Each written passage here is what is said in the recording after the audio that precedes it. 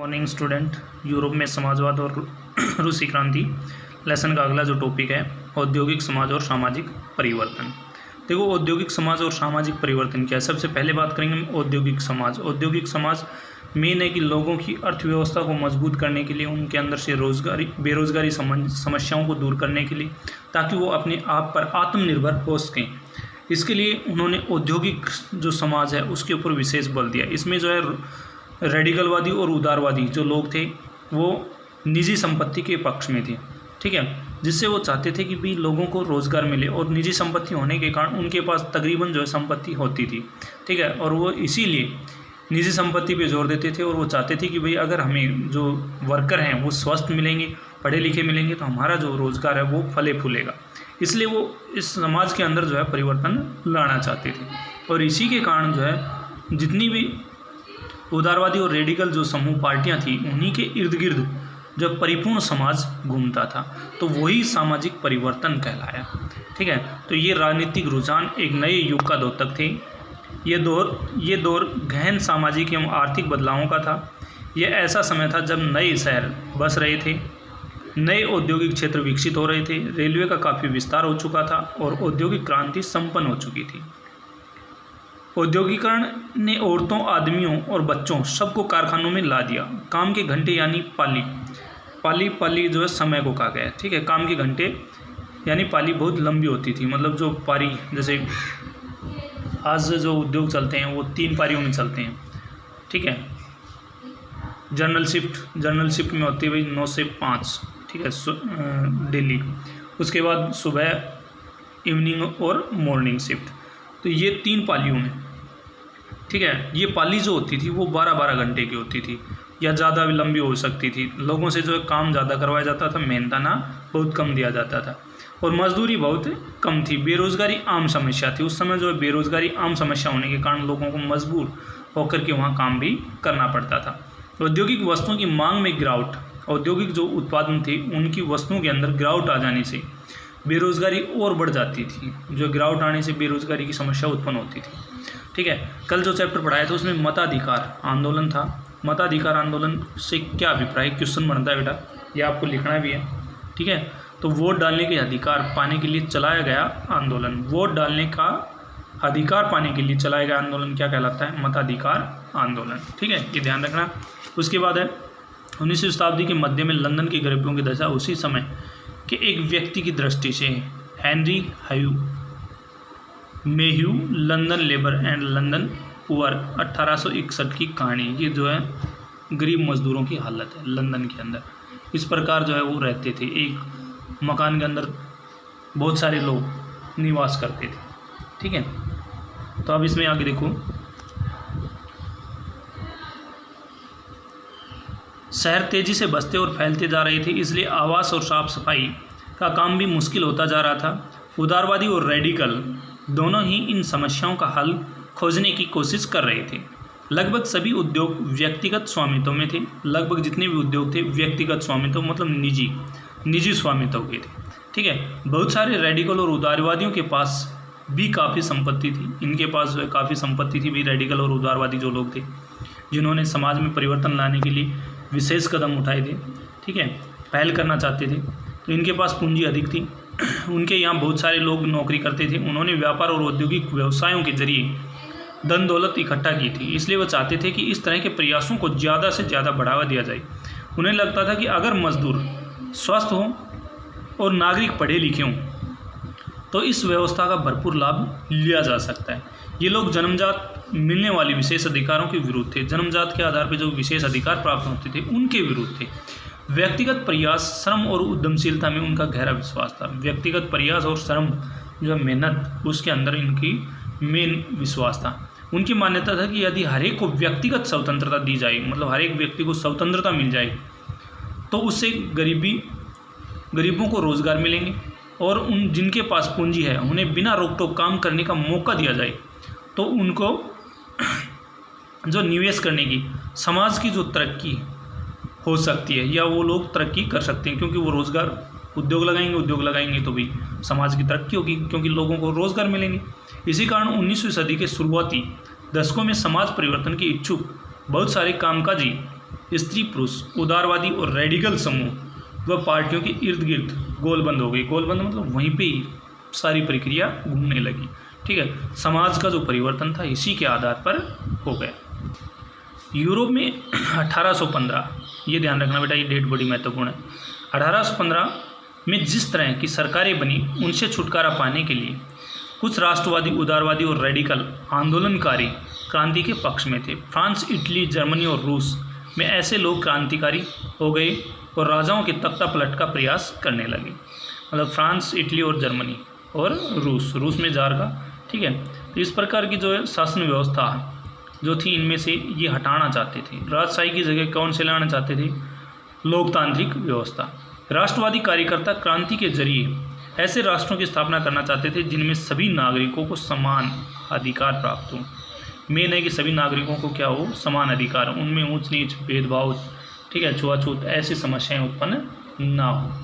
ठीक है, 1815 के बाद इटली के राष्ट्रवादी गिसेप्पे मेज़नी ने यही लक्ष्य प्राप्त करने के लिए अपने समर्थकों के साथ मिलकर राजा के खिलाफ साजिश रची।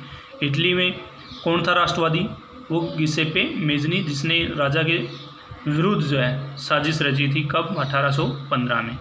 ठीक है, भारत सहित दुनिया भर के राष्ट्रवादी उसकी रचनाओं को पढ़ते थे। जो गिसेप्पे मेज़नी थी उसकी रचनाओं को सभी देशों में पढ़ा जाने लगा और उनको सराहा गया। देखो इसमें क्रियाकलाप दिया गया है। मान लीजिए कि निजी संपत्ति को खत्म करने और उसकी जगह सामूहिक स्वामित्व की व्यवस्था लागू करने के सवाल पर आपके इलाके में एक बैठक बुलाई गई है। निम्नलिखित व्यक्तियों के रूप में उस बैठक में आप जो भाषण देंगे वह लिखें। जैसे एक गरीब खेतिहर मजदूर क्या कहेगा भाई? ठीक है, एक मझोला भूस्वामी क्या कहेगा? एक गृह स्वामी क्या कहेगा? ठीक है, तो इसके ऊपर भाषण लिखने हैं। तो इसमें आपने पढ़ा, ठीक है, इस लेसन के अंदर, तो कि भाई मान लो एक निजी संपत्ति ख़त्म करके और सामूहिक बना दी जाए, तो एक गरीब जो खेतिहर मजदूर है उसको रोज़गार सामूहिक रूप से मिल जाएगा। ठीक है, सामूहिक स्वामित्व में आ गए तो इनको जो है वही वैसी की वैसी प्रक्रिया रहेगी भी, शोषण की प्रक्रिया जारी रहेगी। एक मझोला जो भूस्वामी है उससे भूमि छीन ली जाएगी, वो किसके पास चली जाएगी? सामूहिक रूप से। एक गृहस्वामी है उसकी भी पूंजी को क्या कर लिया जाएगा? जब्त कर लिया जाएगा। ठीक है, तो इसमें देखो यूरोप में समाजवाद का आना। अब बात करते हैं हम यूरोप में समाजवाद का आना। यूरोप के अंदर जो है समाजवाद की प्रक्रिया मजबूत होने लगी। ठीक है, इससे समाज की जो है उन्नति और विकास के लिए विशेष कदम उठाए जाने लगे। ठीक है, हर तरफ जो है राजशाही शासन व्यवस्था का अंत होने लगा। तो समाज के पुनर्गठन की संभवतः सबसे दूरगामी दृष्टि प्रदान करने वाली विचारधारा समाजवाद ही थी। 19वीं सदी के मध्य तक यूरोप में समाजवाद एक जाना पहचाना विचार था। उसकी तरफ बहुत सारे लोगों का ध्यान आकर्षित हो रहा था। समाजवादी निजी संपत्ति के विरोधी थे, यानी वे संपत्ति पर निजी स्वामित्व को सही नहीं मानते थे। उनका कहना था कि संपत्ति के निजी स्वामित्व की व्यवस्था इस सारी समस्याओं की जड़ है। वे ऐसा क्यों मानते थे? उनका तर्क था कि बहुत सारे लोगों के पास संपत्ति तो है जिससे दूसरों को रोजगार भी मिलता है, लेकिन समस्या यह है कि संपत्तिधारी व्यक्ति को सिर्फ अपने फायदे से ही मतलब है। ये बात सही है, क्योंकि वो क्या करते थे? गरीब लोगों का शोषण करते थे। काम के जो समय थे, घंटे थे, वो निर्धारित नहीं थे। ठीक है, इसलिए उसके विरोधी थी। वह उनके बारे में नहीं सोचता था, उसकी संपत्ति को उत्पादनशील बनाते थे। इसलिए अगर संपत्ति पर किसी एक व्यक्ति के बजाय पूरे समाज का नियंत्रण हो तो साझा सामाजिक हितों पर ज़्यादा अच्छी तरह ध्यान दिया जा सकता है। समाजवादी इस तरह का बदलाव चाहते थे और इसके लिए उन्होंने बड़े पैमाने पर अभियान चलाया। कोई समाज संपत्ति के बिना कैसे चल सकता है? समाजवादी समाज का आधार क्या होगा? समाजवादियों के पास भविष्य की एक बिल्कुल भिन्न दृष्टि थी। कुछ समाजवादियों को कोऑपरेटिव यानी सामूहिक उद्यम के विचार में दिलचस्पी थी। इंग्लैंड में जाने माने उद्योगपति रॉबर्ट ओवेन 1771 और 1858 ने इंडियाना अमेरिका में नया समन्वय के नाम से एक नए तरह के समुदाय की रचना का प्रयास किया। कुछ समाजवादी मानते थे कि केवल व्यक्तिगत पहलकदमी से बहुत सारे सामूहिक खेत नहीं बनाए जा सकते। वे चाहते थे कि सरकार अपनी तरफ से सामूहिक खेती को बढ़ावा दे।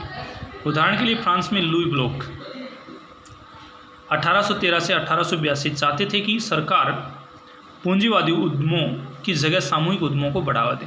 कोऑपरेटिव ऐसे लोगों के समूह थे जो मिलकर चीज़ें बनाते थे और मुनाफे को प्रत्येक सदस्य द्वारा किए गए काम के हिसाब से बांटते थे।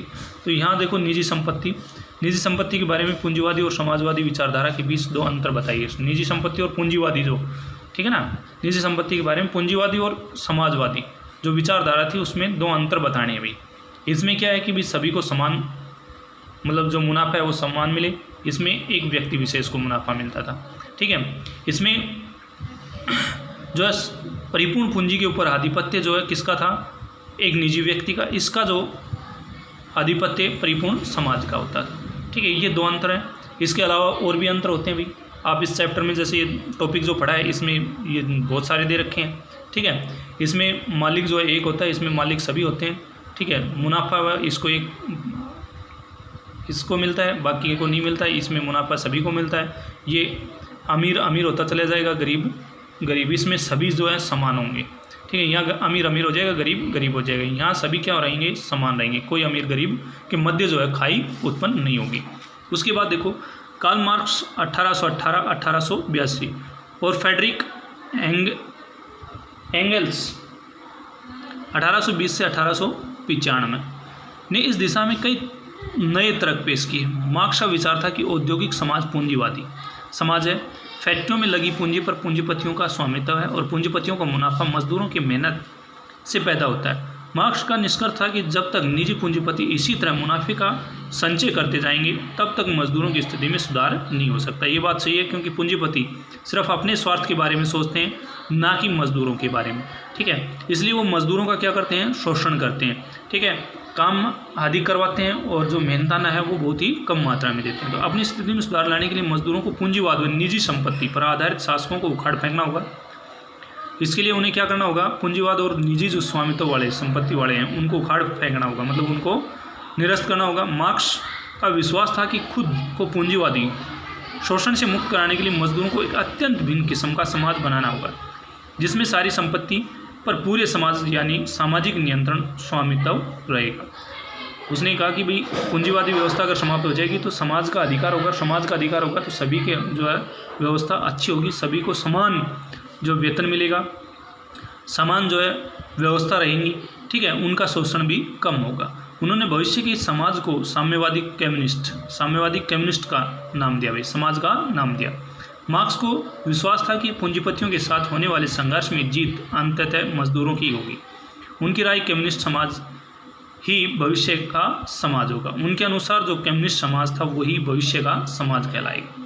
तो ये था आज के लिए, ठीक है। इसमें जो क्वेश्चन बन रहे हैं बेटा वो बहुत सारे हैं, ठीक है, वो आपको करने हैं। पहला क्वेश्चन था निजी संपत्ति के बारे में पूंजीवादी और समाजवादी विचारधारा के बीच दो अंतर बताइए।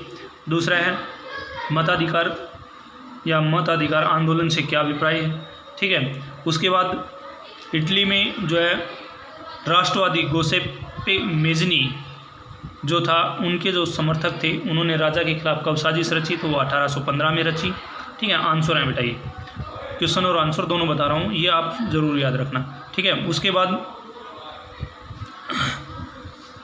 इंग्लैंड के जाने माने उद्योगपति रॉबर्ट ओवेन ने इंडियाना अमेरिका में नया समन्वय के नाम से एक नए तरह के समुदाय की रचना का प्रयास कब किया, तो 1871 से 1858, ठीक है। उसके बाद लुई ब्लॉक जो है फ्रांस में, लुई ब्लॉक ने सामूहिक खेती को बढ़ावा देने के लिए कब पहल की, तो 1813 से 1882। ये लुई ब्लॉक का जन्म है, ठीक है भाई, जन्म के आधार पे दिया गया है 1813 से 1882 उसका जीवन काल, ठीक है। इसका भी जीवन काल है, ठीक है। तो इंडियाना अमेरिकन नया समन्वय जो है उद्योगपति इंग्लैंड में अमेरिकन में नया समन्वय, इंडियाना अमेरिकन नया समन्वय के नाम से नए तरह के समुदाय की रचना किसने की, तो वो था उद्योगपति रॉबर्ट ओवेन। इसमें सरकार अपनी तरफ से सामूहिक खेती को बढ़ावा दे, इसके लिए जो है मेन पहल किसने की, तो वो है फ्रांस के लुई ब्लॉक, ठीक है। इसने 1813 से 82 ये थी। उसके बाद ये आया कार्ल मार्क्स और फ्रेडरिक एंगल्स ने इस दिशा में नए तर्क पेश किए। मार्क्स के विचार थे कि औद्योगिक और पूंजीवादी समाज मार्क्स के क्या थे, औद्योगिक और समाज पूंजीवादी समाज। ठीक है, फैक्ट्रियों में लगी पूंजी पर पूंजीपतियों का स्वामित्व है और पूंजीपतियों को मुनाफा मजदूरों की मेहनत से पैदा होता है। मार्क्स का निष्कर्ष था कि जब निजी पूंजीपति इसी तरह मुनाफे का संचय करते जाएंगे तब तक मजदूरों की स्थिति में सुधार नहीं होगी। ठीक है, तो इसमें कार्ल मार्क्स और फ्रेडरिक एंगल्स के तर्कों का वर्णन कीजिए, तो ये परिपूर्ण इसमें तर्क आएंगे। तो ये क्वेश्चन बनेंगे बेटा, ये क्वेश्चन आपको करने हैं।